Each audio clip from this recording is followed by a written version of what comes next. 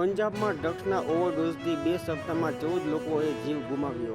મુંબઈમાં ઓટીપીથી EVM unlock થયાનો દાવો ચૂંટણી પંચે ફગાવ્યો. ધોરણ 12ના પુસ્તકમાંથી બાબરી મસ્જિદ કાર સેવા વિધ્વંસની વિગતો હટાવાઈ. સીઆઈડી સ્ટેટ સાયબર ક્રાઇમના કર્મચારીએ એકાઉન્ટ અનફ્રીઝ કરવા માટે નાણાં માગ્યાનો ગુનો નોંધાયો. વિકાસના નામે વિનાશનું ચિત્ર. ગુજરાતમાં 33% વન વિસ્તાર જોઈએ પણ માંડ 10% વન બચ્યું છે.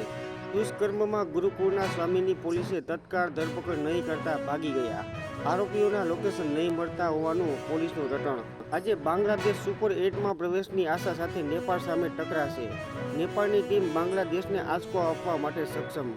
અક્ષય કુમારની વેલકમ ટુ ધી જંગલ હવે આવતા વર્ષે આવશે. મૂળ પ્લાનિંગ પ્રમાણે નાતાલ વખતે રિલીઝ થવાની હતી.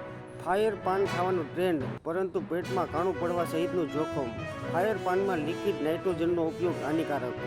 મુંબઈ એરપોર્ટ પર 3 દિવસમાં 7 કરોડનું સોનું જપ્ત કરાયું. ગૂગલ મેપમાં ખોટું લોકેશન દર્શાવાતા વિદ્યાર્થીઓ યુપીએસસીની પરીક્ષા ચૂકી ગયા. ગૂગલ મેપની ગડબડથી એકને બદલે બીજી કોલેજ પર પહોંચી ગયા.